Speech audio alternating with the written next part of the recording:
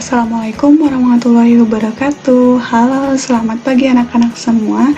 Bertemu kembali bersama dengan Ibu April. Hari ini kita akan melanjutkan pembelajaran yang sebelumnya ya, yang dimana sekarang kita akan belajar masih di tema 8, masih di subtema 1, tapi kita sekarang akan belajar di pembelajaran 8.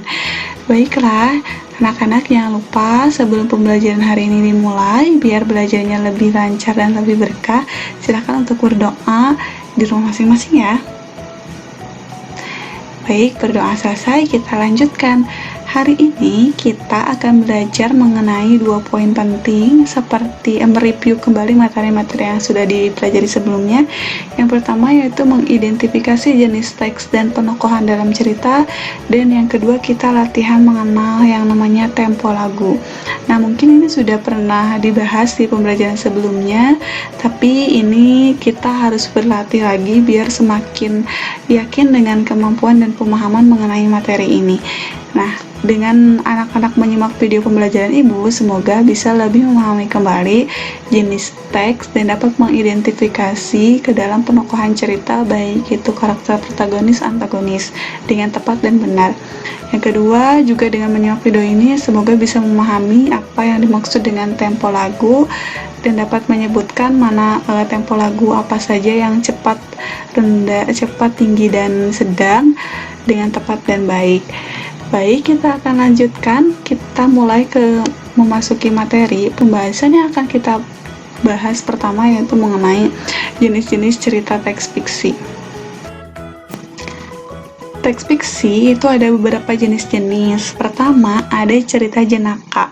Cerita jenaka ini merupakan cerita rakyat yang berunsur lucu sehingga membangkitkan tawa. Jadi cerita-cerita yang sifatnya humor atau lucu itu masuk ke jenis fiksi cerita jenaka. Contohnya kayak Si Kabayan, Si Kancil, dan lain-lain.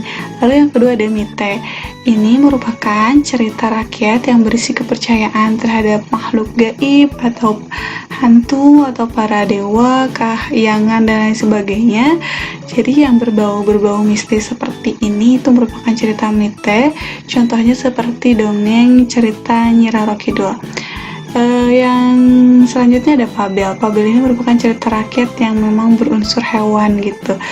Pasti banyak contohnya seperti Kancil dan Harimau, Rubah dan Bangau, dan lain-lain. Dan yang keempat, selanjutnya ada legenda. Legenda ini merupakan cerita rakyat yang menceritakan tentang asal-usul suatu tempat seperti Batu Menangis, asal-usul Telaga Warna, dan banyak hal lagi. Terus yang kelima itu ada saga, yaitu cerita rakyat yang berisi kisah pahlawan suatu tokoh yang mengandung unsur-unsur sejarah seperti misalkan Hang Tuah, Ciung Wanara, Air Langga. Jadi yang memang kepahlawanan itu merupakan cerita saga. Yang terakhir itu ada cerpen. Cerpen ini merupakan cerita pendek yang bersifat fiksi dengan penyajian yang memang pendek. Contohnya banyak ya, kalau cerpen-cerpen seperti Kenangan Kita Bersama, Anak yang Cerdas, dan mungkin banyak lagi yang tidak bisa disebutkan semuanya. Nah, selanjutnya itu di dalam sebuah cerita itu pasti ada tokoh. Nah, waktu itu kita sudah memahami kan apa itu tokoh utama, tokoh pembantu. Nah, di dalam tokoh juga ada beberapa karakter-karakter yang muncul seperti tokoh protagonis yang merupakan tokoh yang memiliki sifat baik hati gitu ya, yang lembut, penyabar, itu merupakan tokoh protagonis. Sementara tokoh antagonis itu merupakan tokoh yang sifatnya jahat. Sampai di sini sudah paham ya, dapat membedakan apa itu tokoh protagonis dan antagonis.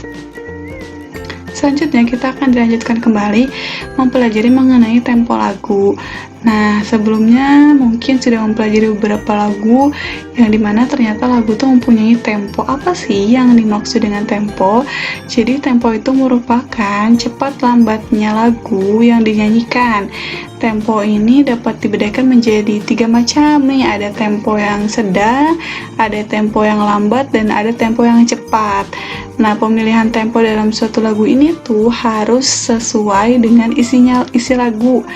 Misalkan kalau lagunya riang, gembira, itu biasa temponya cepet gitu. Dan kalau misalkan lagu isinya itu sedih, sedih-sedih, melo-melo, itu pasti temponya itu adalah lambat. Nah, sementara itu ada juga tinggi rendah nada gitu. Tinggi rendah nada itu merupakan bagaimana cara kita menyanyikan sehingga nada tinggi itu atau nada rendah itu sesuai dengan notasi lagunya.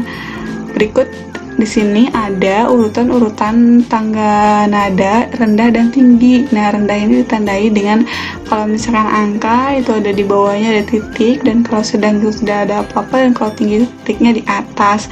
Jadi semakin ke kanan itu semakin tinggi tangga nadanya. Jadi nadanya pun suaranya tinggi. Baiklah anak-anak, pembelajaran hari ini kita cukupkan sekian. Terima kasih sudah menyimak videonya sampai akhir. Semoga bisa mengerti mengenai tempo dan tinggi rendahnya nada. Kesimpulan pembelajaran hari ini yaitu penokohan itu ada yang disebutnya protagonis dan antagonis. Lalu kita belajar tempo, ada cepat, sedang dan cepat, sedang dan lambat. Lalu juga kita belajar dengan tangga nada rendah dan tinggi dan sedang. Baik, pembelajarannya dicukupkan sekian. Terima kasih. Wassalamualaikum warahmatullahi wabarakatuh.